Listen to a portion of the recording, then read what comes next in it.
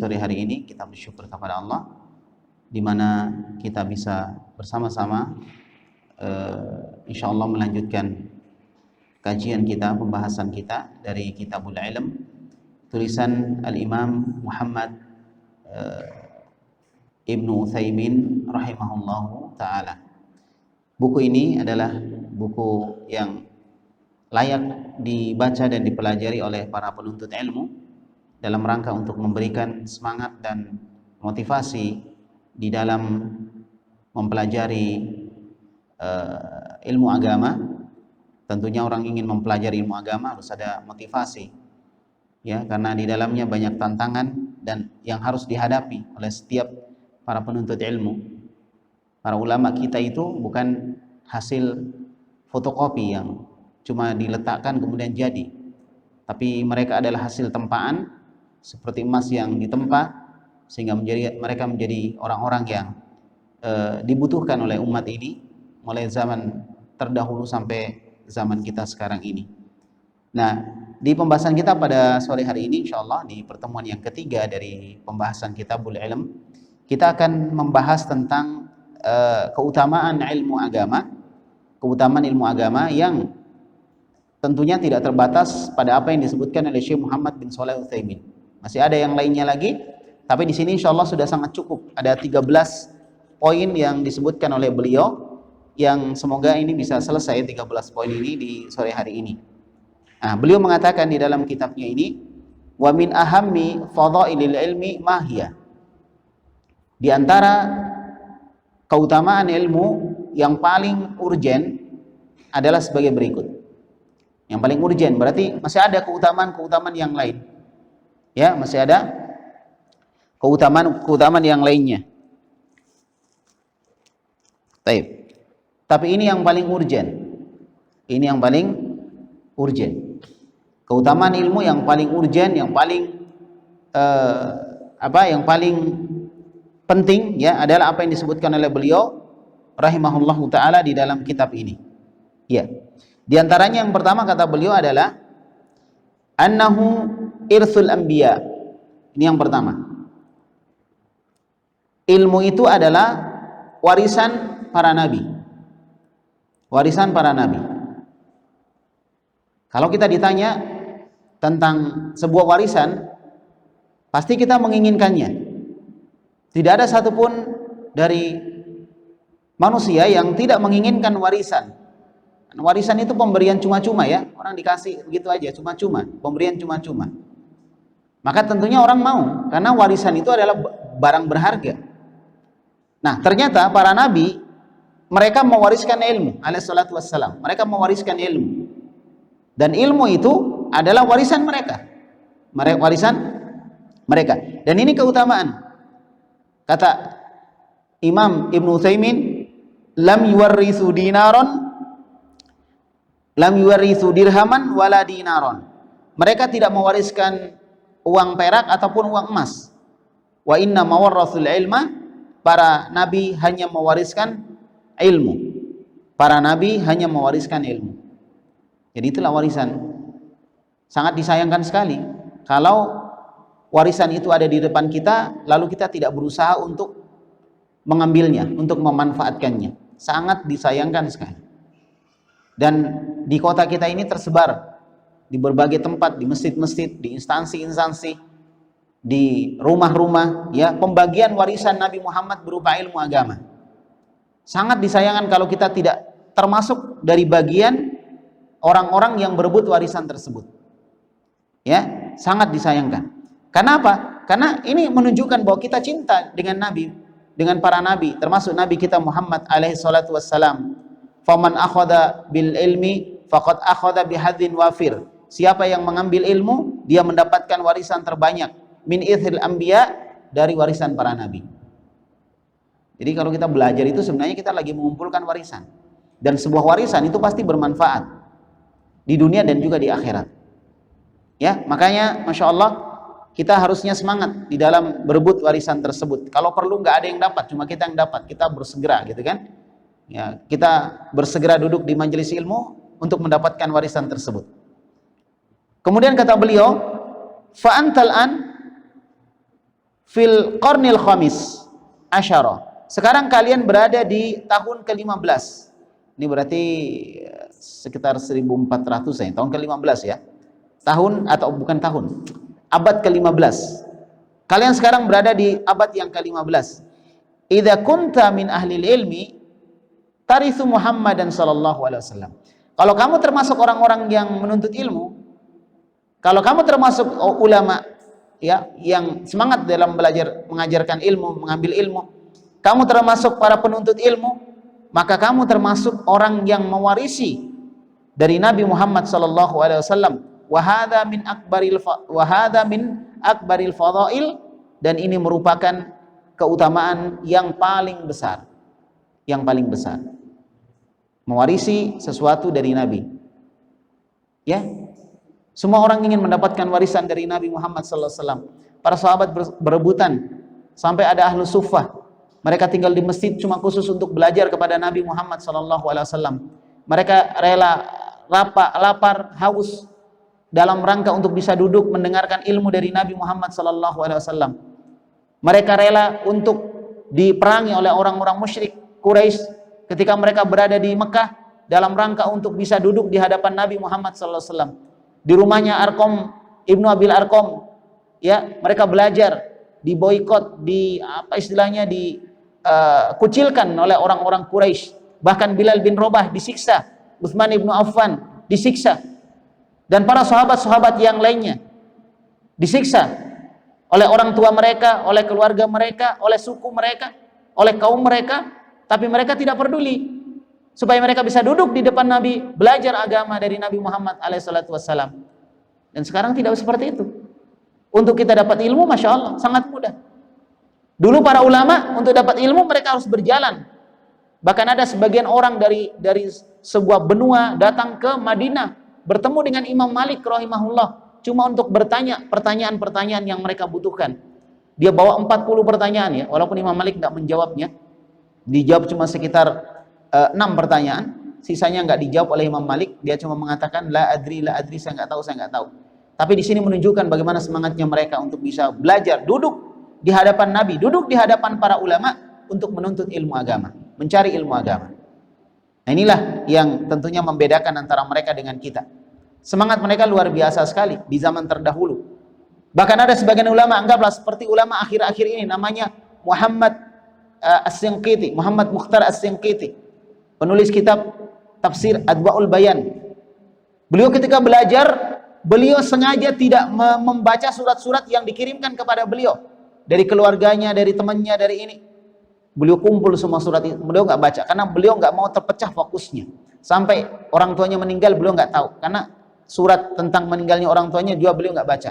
Beliau fokus belajar. Bayangkan, sampai seperti itu para ulama kita terdahulu di dalam belajar. Bahkan ulama-ulama yang sekarang ini, subhanallah. Kenapa? Karena mereka melihat bahwa ini adalah warisan Nabi Muhammad SAW. Dan sangat rugi seorang muslim jika tidak mendapatkan warisan dari Nabi Muhammad SAW.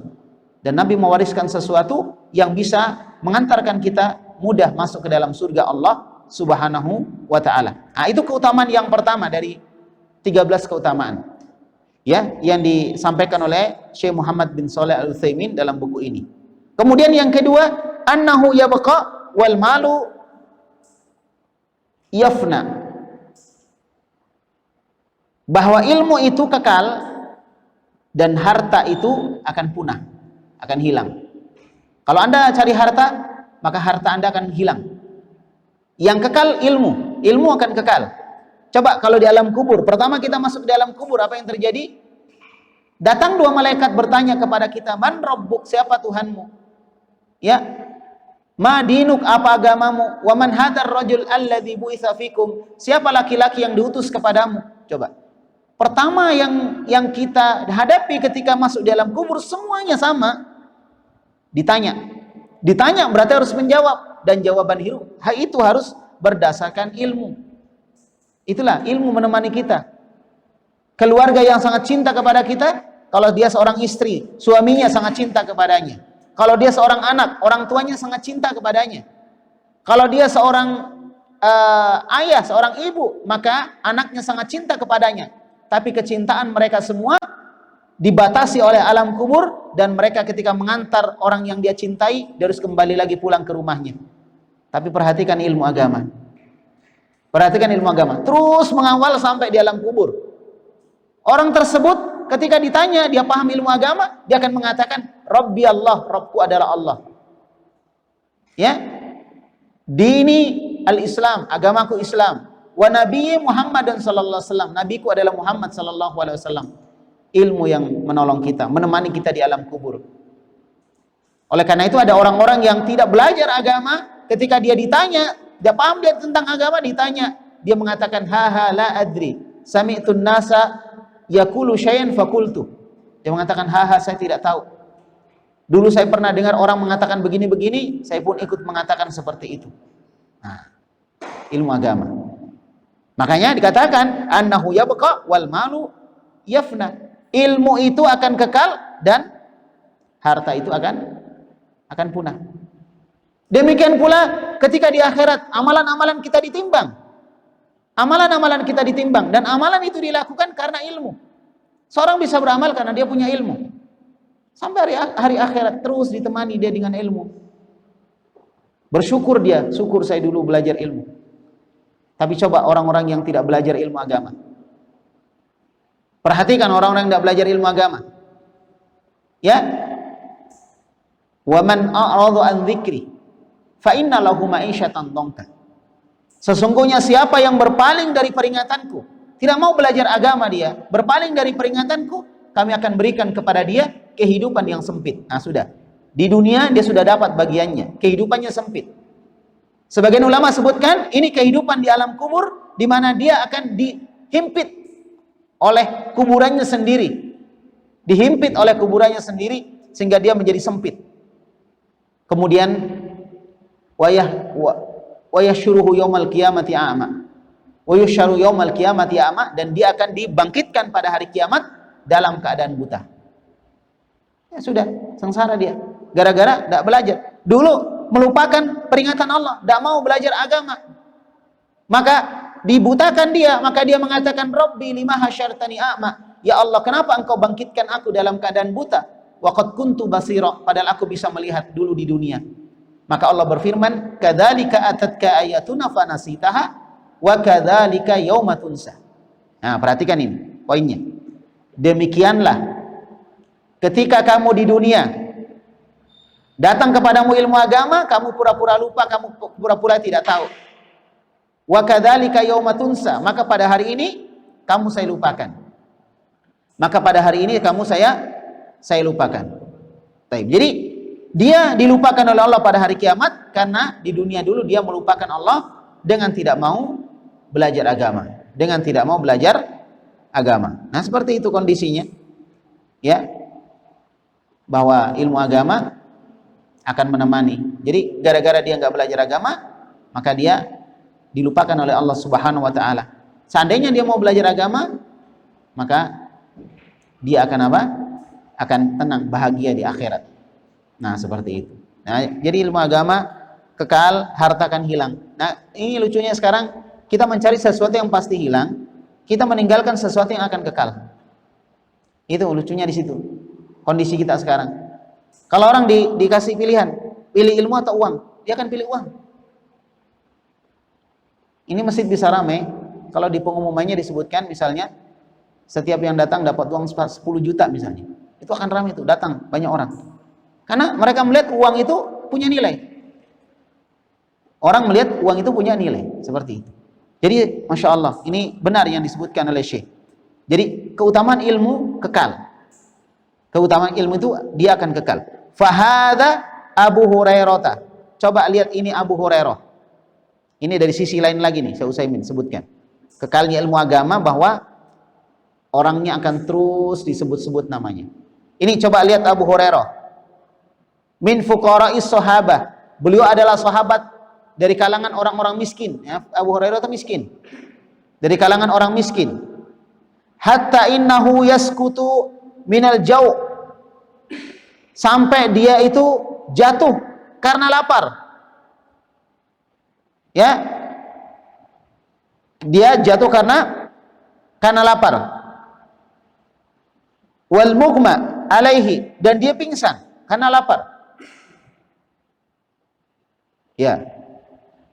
Wa as'alukum billah, hal yajri li Abi Hurairah dzikrun bainan nasi fi asrina amla? Maka saya bertanya kepada kalian, demi Allah, kata Syekh Utsaimin, saya bertanya kepada kalian, apakah Abu Hurairah sampai hari ini disebut namanya di tengah-tengah manusia di zaman kita sekarang ini atau tidak? Jawabannya disebut. Itu karena apa? Karena ilmu. Karena ilmu. Tapi yang punya harta nggak disebut, paling disebut jeleknya. Atau dia punya harta, hartanya nggak disebut. Yang disebut ilmunya, karena ilmunya itu terus berjalan, disampaikan kepada orang-orang setelahnya sampai kepada zaman kita sekarang ini. Ya, na'am, yajri katsiran fayakunu li Abu Hurairah ajrun. Ya, katanya Abu Hurairah itu banyak disebut-sebut namanya oleh orang sampai hari ini, sehingga pahala, ya, pahala didapatkan oleh Abu Hurairah. Dia dapat pahala. Anda sebut namanya, ilmunya disebarkan, dapat pahala. Padahal Abu Hurairah sudah lama meninggal. Dia sahabat. Udah lama itu, udah berapa ratus tahun itu meninggalnya beliau. Ya, Nabi Muhammad SAW 1400 tahun yang lalu, 1400 tahun yang lalu. Ya, sahabat kira-kira 1300 tahun yang lalu. 1300 tahun yang lalu, Masya Allah. Sampai hari ini sudah 1000 tahun lebih masih disebut-sebut namanya Abu Hurairah. Siapa yang nggak kenal dengan Abu Hurairah? Kalau kita baca hadis, kita akan kenal, diperkenalkan, disebut namanya Abu Hurairah. Maka dia dapat pahala. Seluruh dunia berapa orang coba? Kaum muslimin di dunia berapa orang? Semua sebut nama Abu Hurairah. Semua mengamalkan ilmu dari hadis yang diriwayatkan oleh Abu Hurairah. Masya Allah. Maka Abu Hurairah dapat manfaat manintafa'a bi ahadithihi, dari orang yang memanfaatkan hadis-hadis yang beliau riwayatkan. Hadis yang beliau sampaikan, diriwayatkan, yang beliau riwayatkan, orang memanfaatkan hadis tersebut, Abu Hurairah dapat pahala. Aduh, ini betul-betul ilmu luar biasa. Rugi kita, bapak-bapak dan ibu-ibu, kaum muslimin dan muslimah, saudara-saudaraku. Rugi kita kalau nggak belajar agama. Apa yang kita mau tinggalkan coba? Harta kita habis. Abu Hurairah punya harta enggak? Dia punya harta. Abu Hurairah, dia punya harta. Abu Hurairah punya harta. Tapi mana? Udah habis. Abu Hurairah juga punya ilmu. Ilmunya mana? Nah, sampai hari ini ada. Pernahkah kita menikmati hartanya Abu Hurairah? Jangankan kita, ulama yang setelah beliau aja nggak menikmati hartanya Abu Hurairah. Anggaplah imam-imam dulu seperti Imam Abu Hanifah, Imam Malik, Imam Syafi'i, mereka nggak menikmati hartanya Abu Hurairah. Tapi ilmunya, jangankan di masa Imam Malik, Imam Syafi'i, di masa kita sekarang ini, bahkan mungkin di masa 10 tahun, 100 tahun setelah kita, mungkin ilmu Abu Hurairah masih dimanfaatkan orang, masih kita manfaatkan. Luar biasa, sekali lagi luar biasa. Itulah yang menunjukkan bahwa ilmu itu kekal dan harta akan musnah, akan hilang. Ya, sekarang tinggal kita mau pilih harta atau ilmu gitu. Ya, tinggal kita mau pilih harta atau ilmu. Bukan berarti kita harus meninggalkan harta, enggak. Cuma maksudnya kita bagi-bagilah, bagi pos lah ya. Maksudnya adalah waktu kita untuk belajar agama. Jangan harta terus habis umur kita mulai pagi sampai malam. Dibangunkan pekerjaan, ditidurkan pekerjaan, ya kan? Bangun gara-gara pekerjaan. Kerja terus sampai ngantuk dia, lembur misalnya, nggak sadar tiba-tiba tertidur, ditidurkan oleh pekerjaannya juga. Ya, maka sekali lagi itu akan merugikan diri kita sendiri. Akan merugikan diri kita sendiri. Kemudian, al-ilmu yabqa. Kalau begitu kata Syekh Utsaimin, ilmu itu kekal. Wal malu yafna, dan harta itu hilang. Fa'alaika ya talibal ilmi ayyastamsika bil ilmi. Oleh karena itu wahai kalian penuntut ilmu, hendaklah kamu berpegang teguh dengan ilmu. Berpegang teguh dengan ilmu, belajar, pelajari, amalkan, sampaikan. Faqad sabata fil hadis anna an-nabiy sallallahu alaihi wasallam qala, dan sungguh telah sahih dari sebuah hadis. Ini hadis diriwayatkan oleh Imam Muslim, Imam Abu Dawud, Imam Tirmidzi dan yang lainnya. Nabi SAW bersabda, "Idza matal insanu," kalau manusia itu meninggal, inqata'a amaluhu. Inqata'a amaluhu. Kalau manusia meninggal, seluruh amalannya terputus. Nah, nggak bisa melakukan apa-apa lagi dia.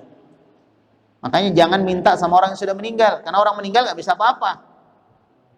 Ya, misalnya yang meninggal namanya Fulan, ya hei Fulan, tolong saya lagi butuh bantuan kamu, saya lagi bangkrut, ya tolong saya, saya keberkahan, beri saya keuntungan dari daganganku ini. Nah, itu keliru. Datang ke kubur minta kepada penghuni kubur, keliru.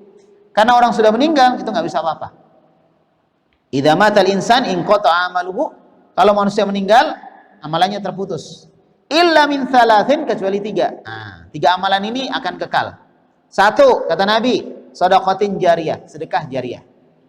Apa yang sudah kita sedekahkan, kemudian sedekah tadi dimanfaatkan untuk kebaikan, maka itu yang akan apa? Itu yang akan terus berjalan pahalanya selama masih dimanfaatkan. Bikin masjid, masjidnya masih dipakai, ya. Setiap dipakai dapat pahala orang yang bersedekah di dalamnya. Bikin sekolah, ya, menyumbang ke sekolah, sekolahnya dipakai, dapat pahala dari orang yang memanfaatkan sekolah tersebut. Au ilmin yuntafa'u bihi, yang kedua adalah ilmu yang dimanfaatkan. Jadi kalau kita mengajarkan ilmu salah, maka dapat dosa juga. Kalau mengajarkan ilmu benar, dapat pahala. Kita meninggal, ilmunya masih dimanfaatkan, dapat pahala. Makanya Nabi menganjurkan kita, menyuruh kita, ya. Dalam hadis yang diriwayatkan oleh Imam Al-Bukhari, Nabi sallallahu alaihi wasallam bersabda, "Khairukum man ta'allamal Qur'an wa 'allamah." Sebaik-baik kalian adalah orang yang belajar Al-Qur'an kemudian dia mengajarkannya. Diperintahkan kita untuk mengajarkan Al-Qur'an. Belajar kemudian mengajarkan. Karena kalau cuma belajar saja rugi kita. Kalau kita cuma belajar Qur'an lalu kita meninggal, sudah, benar kita dapat pahala Qur'an. Tapi kalau kita ajarkan, kita meninggal, kita sudah dapat pahala Quran. Orang-orang yang mengamalkan ilmu yang kita ajarkan tadi akan pahalanya sampai kepada kita. Kalau dia dapat pahala 200, kita juga dapat 200. Kalau dia dapat 500, kita juga dapat 500. Itu 1 orang. Kalau 2 orang, 3 orang, 10 orang, 100 orang, 500 orang. Makanya di zaman ini, karena mungkin Allah ini tahu kita ini di zaman sekarang ini malas-malas. Artinya dibandingkan dengan orang dulu kita ini Masya Allah. Makanya kita dikasih fasilitas yang benar-benar keren fasilitasnya. Apa itu? Media sosial. Sekali kita sebarkan kebaikan di media sosial, semua orang baca. Banyak orang, ribuan orang baca, jutaan orang membaca. Mungkin di antara 1 juta itu ada 1-2 orang dapat hidayah dari tulisan kita. Mungkin dari ceramah kita, mungkin dari kebaikan yang kita sebarkan. Nah, itu kemudahan tersendiri yang orang dulu nggak dapat itu. Orang dulu itu kalau mau menyampaikan ilmu, Masya Allah, bahkan di majelis-majelis hadis para ulama terdahulu, kalau misalnya imamnya atau ahli hadisnya menyampaikan hadis, ya, telah menceritakan kepada saya ini, didengarkan oleh orang-orang, kan ada batas suara. Nah, sampai di situ disambung lagi ke belakang. Jadi syekhnya yang ngajarkan menunggu sampai itu suara sampai di belakang. Nah, kalau sudah sampai di belakang mungkin ada kode, nah baru dilanjutkan lagi. Lanjutkan lagi, disambung lagi. Karena dulu belum ada mikrofon. Coba, fa bi ayyi ala'i rabbikuma tukadziban. Maka nikmat mana lagi yang kalian dustakan? Di zaman sekarang ini mudah. Dulu kalau kita mau belajar bahasa Arab misalnya, kita harus datang ke majelis. Sekarang mau belajar bahasa Arab lewat online bisa. Masya Allah. Kita di Makassar, yang ngajar di Jawa bisa. Yang belajar di Jawa, yang ngajar di Makassar bisa. Gampang sekarang. Tinggal masuk kelas online mana kita masuki. Sudah dapat pelajaran dia. Dulu nggak ada begitu. Orang mau dapat hadis, orang mau belajar bahasa Arab, harus datang ke majelis. Nah, sekarang kalau misalnya ada pelajaran kita rekam, sudah, kita kalau misalnya sudah belajar, kita lihat rekamannya lagi untuk murojaah, ngulang pelajaran. Dulu nggak ada begitu. Kalau nggak mencatat, sudah hilang. hilang ilmu kalau nggak dicatat. Makanya ulama dulu bilang apa? Qayyidil ilma bil kitabah. Ikatlah ilmu itu dengan cara ditulis dulu. Wah, pokoknya Masya Allah. Sampai kata Imam Syafi'i, walau ala jidarin, walaupun engkau harus menulis di atas tembok katanya. Dulu cari kertas susah. Intinya sekarang ini fasilitas ya sisa kita lah. Dan semua pasti akan ada pertanggungjawaban, karena itu sebuah nikmat dari Allah Subhanahu wa taala yang Allah tidak berikan kepada orang-orang terdahulu. Ya, makanya ya sekali lagi kitalah bagaimana memanfaatkannya. Kemudian yang ketiga dari amalan yang terus berjalan pahalanya adalah waladin sholihin yad'u lahu, anak yang soleh yang mendoakan orang tuanya. Ini juga aset. Jadi aset kita itu ada tiga ya, aset kita ada tiga tadi. Pertama harta yang kita sedekahkan untuk amal jariah. Kalau untuk foya-foya, habis nih makan-makan, untuk keluarga ya udah habis. Tapi kalau untuk misalnya amal jariah, maka dia akan berjalan terus. Makanya kalau sedekah lihat-lihat mana kira-kira yang paling banyak harus kita salurkan dana kita. Oh ini bagus, ini lembaga. Oh ini lembaganya aktif dakwahnya. Oh ini salurkan di situ. Karena semakin aktif dia, istilahnya kalau kita bilang masalah dunia, dia adalah mesin pencetak uang. Nah gitu. Kalau ini karena ini masalah akhirat, maka dia adalah mesin pencetak pahala. Dengan kegiatan-kegiatan yang banyak, apalagi kalau kegiatannya Masya Allah tersebar di mana-mana. Itu luar biasa, sedekah di situ. Ya, baik. Kemudian yang kedua adalah ilmu. Ilmu. Ini juga mesin pencetak pahala kita, ilmu ini. Makanya belajar, sampaikan ke orang lain sebelum kita meninggal. Paling tidak kita punya anak-anak, sampaikan ke anak-anak kita. Paling tidak. Kalau kita nggak berani sampaikan ke yang lain, sampaikan ke anak-anak kita. Yang ketiga apa tadi? Anak yang soleh. Itu juga aset. Inilah aset-aset kita yang harus kita jaga. Inilah aset-aset kita yang harus kita jaga. Ya. Nah, selanjutnya yang ketiga dari keutamaan ilmu yang paling penting yang harus kita perhatikan adalah annahu la yad'abu sahibuhu fil hirasah. Ilmu itu tidak akan membuat pemiliknya capek dalam menjaganya. Ilmu nggak capek dijaga. Nggak ada ustadz misalnya ada ilmunya dijaga sama kandang, ditaruh di kurungan atau ditaruh di berangkas, nggak ada. Kalau uang ya, kenapa? Li'annahu idza razaqakallahu ilman, karena jika Allah Subhanahu wa taala memberikan engkau rezeki berupa ilmu, ya, famahalluhu fil qalbi, maka tempat ilmu itu di dalam hati. Nah, itu. Kalau kita dapat ilmu, ilmunya dalam hati, nggak capek kita jaga.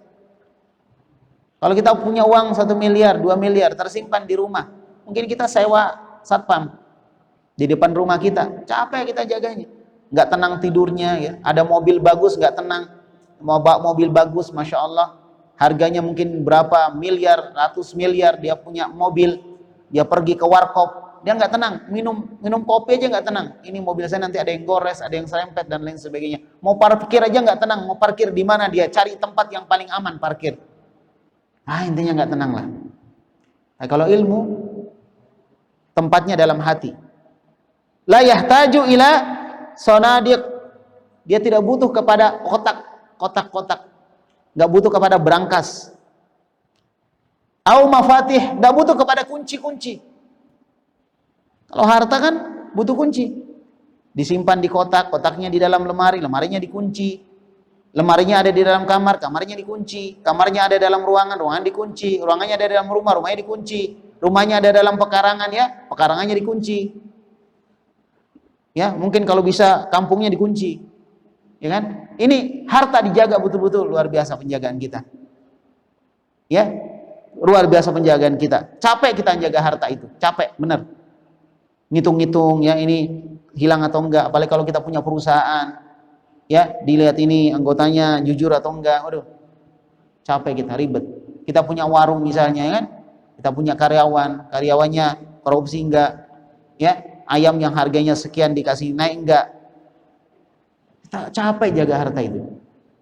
Ilmu Allah letakkan dalam hati, nggak butuh kotak, berangkas, tidak butuh kunci-kunci atau yang selainnya, au ghairiha, huwa fil qalbi, ya, mahrusun, dia terjaga di dalam hati. Nah itu.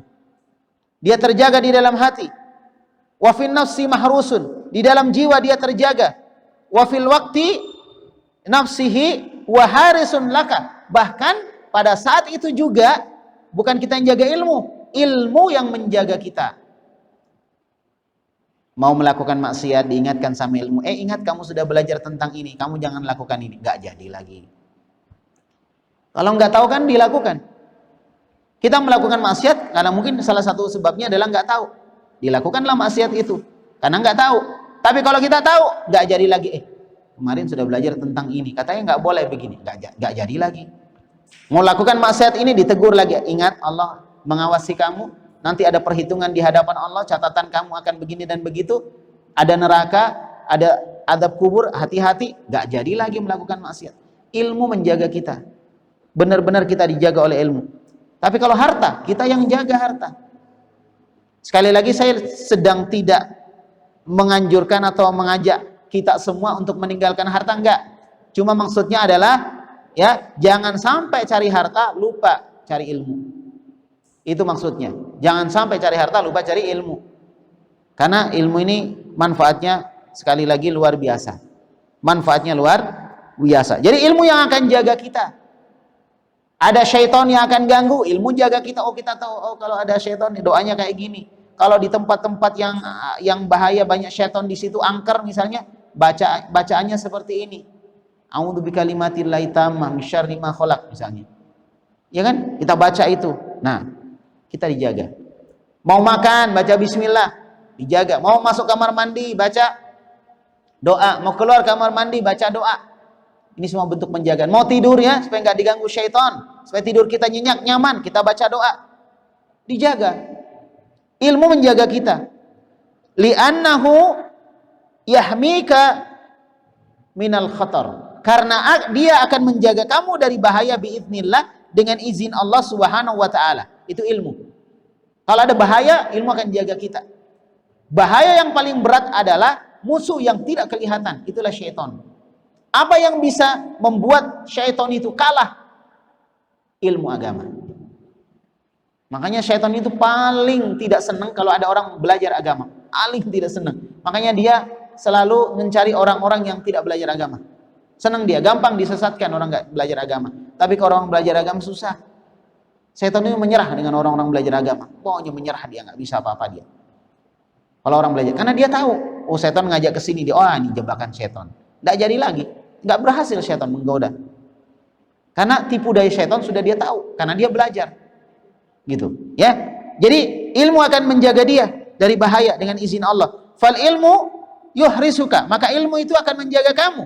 Walakin almal anta tuhrisuhu, akan tetapi harta kamu yang akan menjaganya.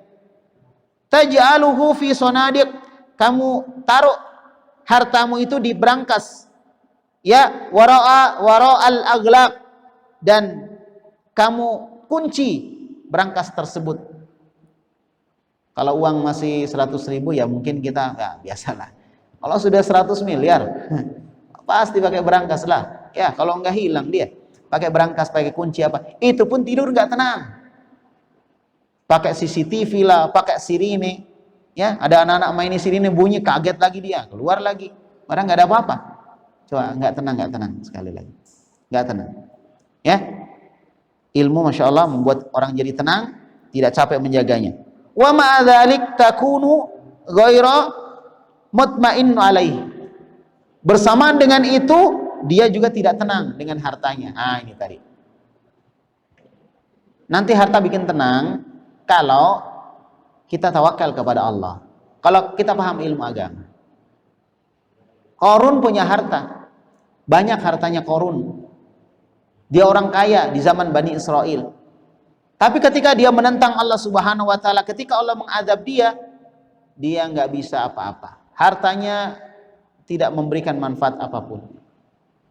Fir'aun hartanya banyak, pasukannya besar, kerajaannya besar, bahkan dia mengaku Tuhan, disembah oleh kaumnya, disembah oleh rakyatnya. Tapi ketika Allah menyiksa dia, Allah mengadab dia, menenggelamkan dia di laut, maka dia pun gak bisa apa-apa. Dia melihat hartanya tidak bisa membantu dia. Harta gak bisa apa-apa, gak bisa bantu kita. Ya, tidak bisa membantu kita. Baik. Ya, itu.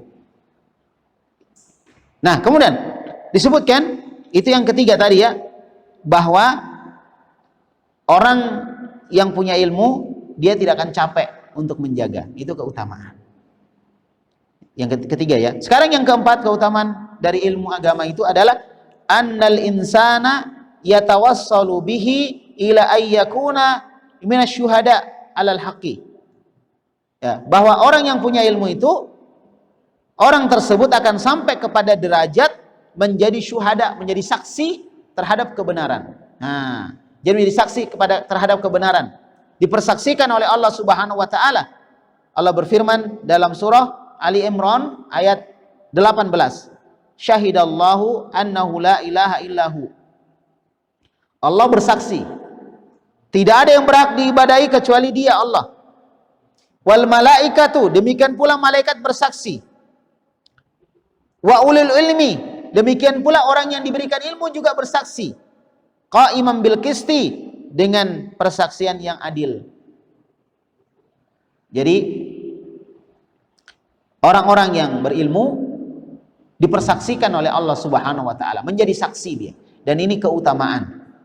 Ini keutamaan. Ya. Allah Subhanahu wa taala tidak mengatakan demikian pula yang punya harta. Fahal qala ulul mal, apakah Allah berfirman orang yang punya harta juga? La, tidak, kata Syekh Utsaimin, tidak. Tidak seperti itu.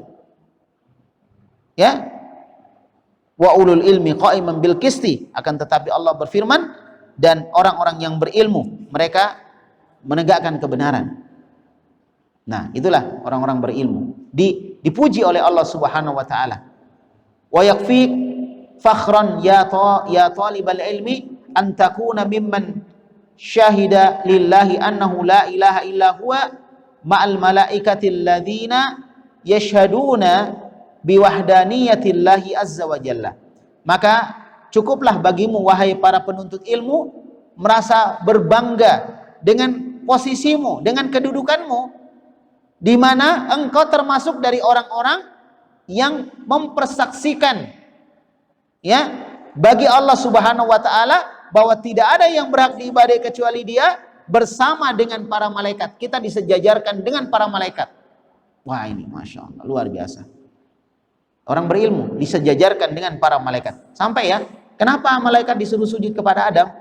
Karena waktu itu Adam punya ilmu, malaikat nggak tahu. Ya, malaikat disuruh ditanya oleh Allah tentang nama-nama benda, malaikat nggak bisa sebut. Dia mengatakan subhanaka la ilma lana illa ma 'allamtana. Maha suci Engkau ya Allah, tidak ada yang kami tahu kecuali yang kami diberitahu olehmu. Gitu. Setelah itu Adam disuruh menyebutkan, sebutkan wahai Adam nama-nama. Adam sebutkan ini. Wah, kelihatan kedudukan Adam di situ. Lebih tahu dari malaikat. Maka kemudian Allah perintahkan kepada malaikat untuk sujud kepada Adam. Karena apa? Karena ilmu. Diangkat derajatnya nih Adam karena ilmu. Ya, karena ilmu. Dan Adam diusir ke muka bumi karena apa? Meninggalkan ilmu. Karena Adam sudah tahu, dilarang oleh Allah, jangan kamu dekati pohon. Wala taqrabus syajar, jangan kamu dekati pohon. Didekati sama dia. Dibujuk sama iblis. Iblis bilang, saya ini penasehat kamu, datang kepada kamu, mau menasihati kamu. Allah itu larang kamu, ya, supaya kamu tidak kekal di surga. Maka kamu makan itu, kamu dekati itu. Kamu dekati itu, maka kamu akan kekal di surga. Nah, padahal Adam sudah diberitahu sama Allah, jangan kamu dekati itu. Berarti Adam sudah punya ilmu, tapi ilmu yang Allah berikan kepada Adam, dia tinggalkan. Dia lebih memilih mengikuti iblis. Karena khilaf, karena apa? Kekeliruan Adam. Nah, gitu. Akhirnya apa? Karena ilmu dari Allah dia tinggalkan, dia dekati pohon itu, jadilah Adam itu hina, diusir dari surga, dipindahkan ke muka bumi. Di mana di muka bumi tidak seperti di surga, apapun yang kita mau ada. Di muka bumi tidak. Semua harus kita usahakan. Harus berpeluh, capek, keringat keluar untuk mendapatkan sesuatu yang kita inginkan. Itulah dunia. Maka rugi kita kalau dunia yang kita cari. Di akhirat tidak seperti itu. Ya. Taib. Di akhirat tidak seperti itu. Lahum ma yasha'una fiha walaidaina mazid. Mereka akan mendapatkan apa yang mereka inginkan dan kami akan tambahkan lagi. Kami punya tambahannya lagi. Itu di surga. Semua yang kita inginkan akan kita dapatkan. Jadi, Masya Allah, Adam alaihissalam diusir oleh Allah gara-gara meninggalkan ilmu yang dia tidak tahu. Tapi Adam diangkat derajatnya oleh Allah ketika apa? Ketika dia mengamalkan ilmunya, ditanya oleh Allah, dia bisa jawab dengan ilmunya yang Allah beritahu kepada dia, maka malaikat disuruh sujud kepada Adam. Nah, demikian pula dalam ayat ini. Allah Subhanahu wa taala mensejajarkan antara orang berilmu dengan para malaikat dari sisi sama-sama mempersaksikan tentang keesaan Allah Subhanahu wa taala, ketunggalan Allah Subhanahu wa taala. Yasyhaduna biwahdaniyatillah, mereka mempersaksikan tentang keesaan Allah Subhanahu wa taala.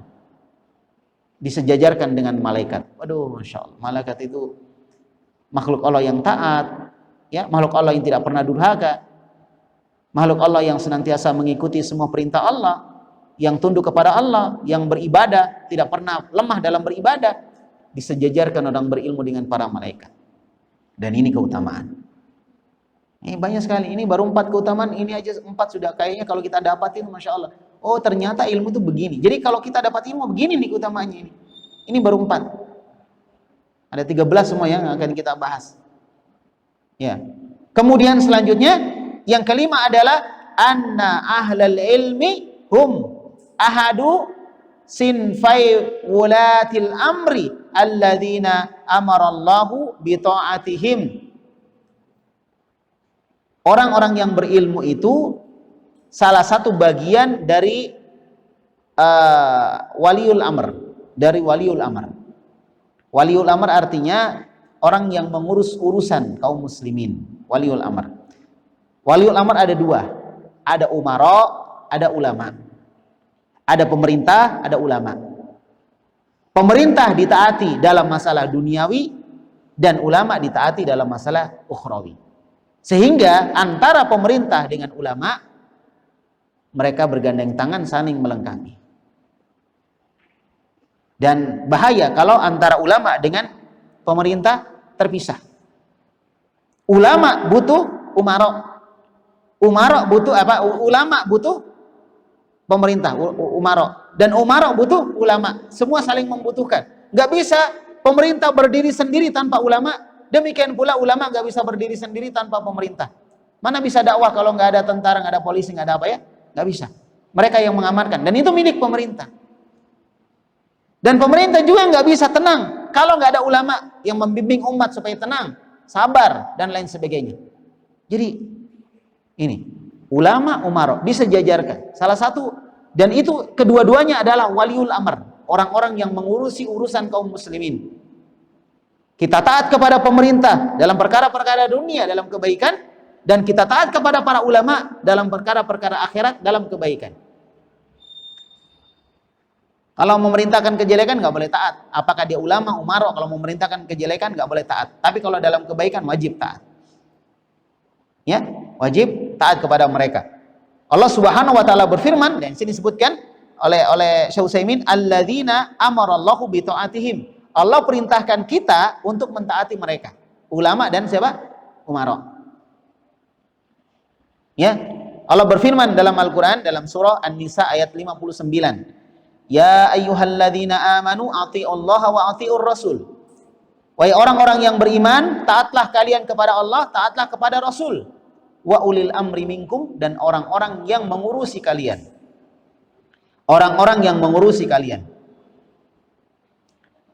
Kemudian kata beliau Syekh Utsaimin, fa inna wulatal amri huna tashmalu wulatal umur fil umara wal hukam. Dan waliul amr, ya, orang yang mengurusi urusan kaum muslimin di sini mencakup orang yang mengurusi urusan kaum muslimin dari kalangan para umara dan para hukam. Hukam itu hakim atau pemerintah, wal ulama wat talabatul ilm, para ulama dan penuntut ilmu, orang-orang yang belajar agama. Nah, seperti itu. Jadi mereka adalah orang-orang yang wajib untuk kita taati, pemerintah dan para ulama. Makanya jangan ditabrakkan antara pemerintah dengan ulama. Mereka harus bergandeng tangan. Gak boleh ditabrakkan, diseberangkan, bermusuhan antara ulama dengan umara. Harus mereka bergandeng tangan, bersatu, menjaga persatuan. Para ulama berusaha untuk menjaga persatuan dengan umara, dan umara juga berusaha menjaga persatuan dengan ulama. Kalau ini terjadi, maka tercipta sebuah kekuatan, dan mereka adalah orang-orang yang ditaati oleh masyarakat. Oleh karena itu, ini keutamaan tersendiri bagi orang-orang yang berilmu, karena mereka ditaati. Makanya kalau kita ada masalah, tergantung masalahnya apa ya. Kalau dia masalah dunia, kita nanya kepada umara, ini gimana nih prosedurnya nih, saya mau dapat ini, mau dapat itu, ini surat-surat saya udah lengkap. Kan nanya ke umara, nggak nanya ke ulama. Tapi kalau kita masalah agama, nanya ke ulama, ini cara berwudu yang benar gimana ini, gitu kan? Nanyanya ke ulama, nggak nanya ke umara, ya kan? Nah begitu, masing-masing ada urusannya. Fawilayatu ahli ilmi fi bayani syariatillah. Wilayah kekuasaan ulama adalah pada persoalan menjelaskan syariat Allah. Itu wilayahnya di situ, menjelaskan syariat Allah. Wa da'watin nasi ilaiha, dan mengajak manusia menuju kepada syariat Allah. Itu wilayahnya ulama. Maka umara, pemerintah, memberikan wewenang kepada ulama untuk mengambil wilayah itu, karena itu wilayahnya mereka. Wa wilayatul umara, sedangkan wilayah kekuasaan umara, pemerintah, fi tanfidhi syariatillah, di dalam menerapkan syariat Allah Subhanahu wa taala. Ini ulama nggak bisa. Yang bisa umara, para ulama, para pemimpin, dialah yang bisa, karena dia yang punya kekuatan. Wa ilzamun nasi biha, dan yang bisa mewajibkan manusia untuk melaksanakan aturan itu siapa? Adalah umara. Seperti itu. Jadi sekali lagi, ini sebuah kebahagiaan tersendiri bagi para ulama, orang-orang yang berilmu, di mana mereka diberikan wewenang itu, wilayah oleh Allah Subhanahu wa taala yang Allah tidak berikan kepada selain mereka. Maka sekali lagi, Masya Allah, ini sesuatu yang sangat penting untuk kita perhatikan, bagaimana menjaga persatuan antara ulama umara. Ulama diberikan oleh Allah Subhanahu wa taala keutamaan, dan umara juga diberikan oleh Allah Subhanahu wa taala itu keutamaan. Masing-masing punya keutamaan, dan ketika masing-masing punya keutamaan ini bersatu, sekali lagi akan tercipta sebuah kebaikan di sebuah negeri. Kemudian yang keenam, anna ahlal ilmi hum alqaimuna ala amrillah. Yang keenam, bahwa para ulama mereka adalah orang-orang yang qaimuna ala amrillah, yang menjalankan perintah Allah. Hatta taqumas saah, sampai datangnya hari kiamat. Perintah Allah yang jalankan para ulama, orang-orang punya ilmu. Kalau nggak punya ilmu, mana dia bisa jalankan perintah Allah? Nggak tahu. Kalau dia tahu, baru dia bisa jalankan. Contoh kecil aja misalnya, tentang berwudu, masalah kecil. Gimana seorang bisa berwudu sesuai dengan perintah Allah, berwudu dengan cara Nabi Muhammad SAW, kalau nggak punya ilmu? Dia bisa berwudu, contoh orang, lihat orang berwudu lalu dia berwudu, tapi belum tentu benar. Berwudu yang benar adalah berwudu ketika mencontoh Nabi dalam hadis-hadis yang beliau jelaskan, dan itu harus belajar. Nah, kalau kita belajar tentang tata cara berwudu, berarti kita telah menjadi orang yang punya ilmu dalam masalah itu. Maka ini masalah kecil, dari masalah kecil. Dan demikian pula masalah-masalah yang lain, masalah besar. Orang-orang yang menjalankan perintah Allah adalah para ulama. Sampai datang hari kiamat nanti, terus perintah Allah ini dijalankan. Siapa yang jalankan? Para ulama. Dipelajari, diamalkan, disampaikan kepada orang lain. Wa istadillu lidzalika bi hadithi Muawiyah radhiyallahu anhu yaqul. Dan dalilnya adalah hadis Muawiyah radhiyallahu anhu, seorang sahabat, dia mengatakan, sami'tun nabiyya sallallahu alaihi wasallam yaqul, aku pernah mendengar Rasulullah sallallahu alaihi wasallam beliau bersabda, ini dalam hadis yang diriwayatkan oleh Imam Al-Bukhari ya, dan juga Imam Muslim.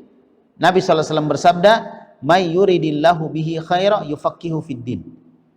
Siapa yang Allah kehendaki kebaikan, Allah akan pahamkan dia dengan agama. Itu ciri bahwa orang itu Allah kehendaki kebaikan kalau dia paham agama. Maka mafhum mukhalafah, artinya pemahaman sebaliknya adalah orang yang tidak paham agama berarti Allah tidak kehendaki kebaikan. Jadi kalau kita ingin mendapatkan kebaikan dari Allah Subhanahu wa taala, kita harus paham agama. Kita harus paham apa? Paham agama. Jelas ya? Kita harus paham agama. Ini tanda, semakin kita paham agama, semakin nampak keinginan Allah untuk kita jadi baik. Tidak akan kita baik tanpa paham agama. Makanya masyarakat juga akan baik kalau paham agama. Kalau masyarakat tidak paham agama, akan rusak semuanya. Ya, masyarakat akan paham agama. Di negeri ini, pemahaman agama dijadikan nomor satu dalam dasar negara kita. Ketuhanan yang Maha Esa. Ini maknanya paham agama. Nomor satu sebelum yang lain. Ya, jadi Masya Allah kita bersyukur tinggal di sebuah negeri yang kita diberikan kebebasan menjalankan agama. Pasal 29 Undang-Undang Dasar 1945 ayat 1 ayat 2 itu menjelaskan tentang itu, kebebasan untuk kita menjalankan agama kita. Selama berdasarkan hukum-hukum syariat, kita diperbolehkan jalankan agama kita. Sekali lagi Masya Allah, ini luar biasa yang harus kita manfaatkan. Dan kesempatan ini belum tentu kita dapatkan untuk kedua kalinya. Sekarang masih aman, kita nggak tahu nanti di belakang bagaimana. Maka manfaatkan itu. Ya, manfaatkan sebesar-besarnya jalan-jalan kebaikan untuk bisa belajar agama Allah Subhanahu wa taala. Sampai hari kiamat orang-orang yang belajar agama, merekalah yang menegakkan agama ini. Seperti itu. Allah menghendaki kebaikan dengan cara Allah memahamkan agama. Kalau Allah pahamkan kita agama, ini tanda berarti Allah menginginkan kebaikan untuk kita. Wa inna ma ana qasimun, kata Nabi, sesungguhnya aku ini adalah qasimun, pembagi. Wallahi mu'ti walan tazalu hadhihi al-ummah walan tuzal hadhihi al-ummah qa'imatun ala amrillah la yadurruhum man khalafahum hatta ya'ti amrullah. Akan senantiasa ada di kalangan umat ini orang-orang yang menegakkan orang-orang yang senantiasa berada di atas perintah Allah dan tidak membahayakan mereka orang yang menyelisihi mereka sampai datangnya perkara Allah Subhanahu wa taala, sampai datangnya hari kiamat. Jadi sampai hari kiamat akan selalu ada orang yang di atas kebenaran, berada di atas kebenaran. Siapa mereka? Ya para ulama, orang-orang yang punya ilmu. Kalau dia punya ilmu, maka dia akan di atas kebenaran. Kalau dia nggak punya ilmu, dia nggak di atas kebenaran. Jadi harus punya ilmu dulu, karena ilmu itu adalah kebenaran itu sendiri. Kalau dia punya ilmu, diamalkan ilmunya, berarti dia di atas kebenaran. Karena ilmunya itu adalah kebenaran. Kalau dia nggak punya ilmu, maka dia bukan di atas kebenaran. Ya, dan Nabi menyebutkan akan senantiasa ada dan tidak membahayakan mereka orang yang menyelisihi mereka. Kalau dia sudah di atas ilmu, gak akan bahaya orang yang menyelisih dia. Gak ada masalah orang beda dengan kita. Yang penting kita ada ilmu, kita paham, kita amalkan, udah selesai.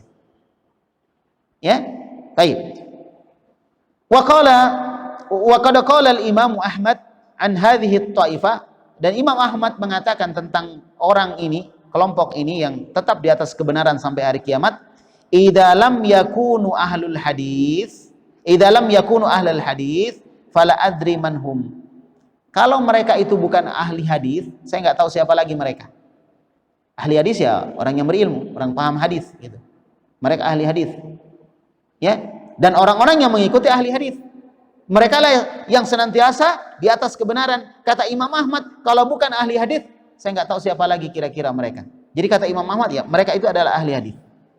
Yang akan terus berada di atas kebenaran sampai datangnya perintah perkara Allah yaitu hari kiamat. Karena ahli hadis tentunya dia belajar hadis. Dia tahu mana hadis yang kuat, mana yang lemah. Makanya dia bisa tahu, oh ini dari Nabi, ini bukan dari Nabi. Sehingga yang dari Nabi itu dia pilah-pilah, ini dari Nabi, ini lemah, ini palsu, dipilah-pilah satu-satu. Itulah ahli hadis. Sehingga mereka mengamalkan apa yang datang dari Nabi Muhammad sallallahu alaihi wasallam. Wa qala Qadiyat, berkata Al-Qadiyat rahimahullah, kata beliau, arada Ahmad ahlus sunnah. Yang diinginkan oleh Imam Ahmad adalah ahlus sunnah. Orang-orang yang belajar sunnah, orang-orang yang tegak di atas sunnah, orang-orang yang beribadah dengan sunnah, orang-orang yang mendakwahkan sunnah, orang-orang yang disebut dengan ahlus sunnah. Bukan orang-orang yang sekedar ngaku ahlus sunnah, kemudian mereka tidak senang dengan sunnah, tidak mendakwahkan sunnah, tidak belajar sunnah, tidak membela sunnah, sunnah malah disudutkan. Nah ini ngaku ahlus sunnah tapi sunnah disudutkan. Ini kan aneh jadinya. Jadi ahlus sunnah itu adalah orang yang punya komitmen terhadap sunnah Nabi Muhammad alaihissalatu wassalam. Wa man ya'taqidu madhhab ahli hadis, dan orang yang meyakini madhab ahli hadis, orang-orang yang punya perhatian kepada hadis Nabi Muhammad sallallahu alaihi wa ala alihi wasallam. Nah, ini 6 keutamaan dari keutamaan ilmu agama. Kita cukupkan sampai 7 ya. 6, ini baru 6 kali 2 berapa?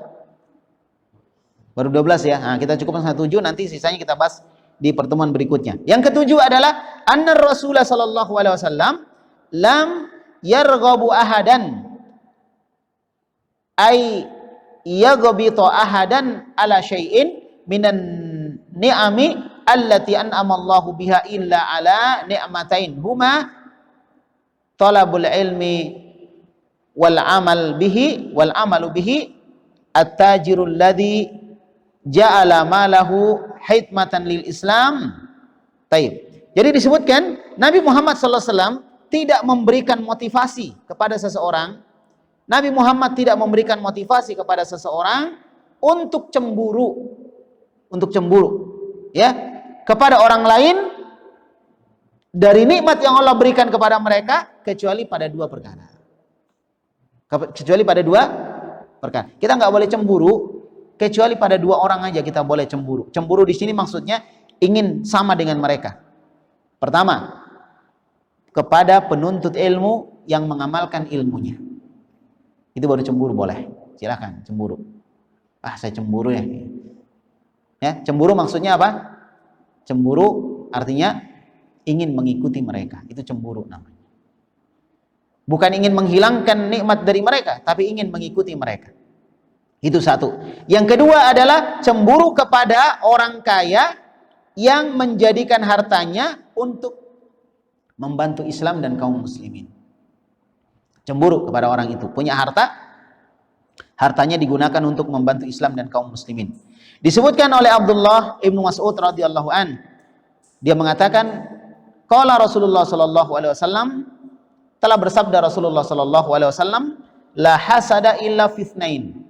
Tidak ada cemburu, tidak ada hasad kecuali pada 2 perkara. 1, rajulin atahullahu malan fasallatu ala halakatihi fil haqqi. 1, orang yang diberikan oleh Allah harta, lalu dia gunakan harta tersebut untuk kebenaran. Nah, kalau hartanya cuma untuk foya-foya, nggak usah cemburu, nggak penting orang begitu dicemburui. Seperti orang yang ketika zaman Qarun ya, ada orang-orang cemburu dengan Qarun. Mereka bilang, seandainya kami diberikan seperti yang diberikan kepada Qarun, oh alangkah enaknya katanya. Pas ketika Qarun likuifaksi ya, tenggelam dalam bumi, disedot oleh bumi, terbelah bumi masuk ke dalamnya, maka ya orang-orang yang cemburu tadi merasa menyesal. Ya, padahal orang punya ilmu sudah menasihati mereka.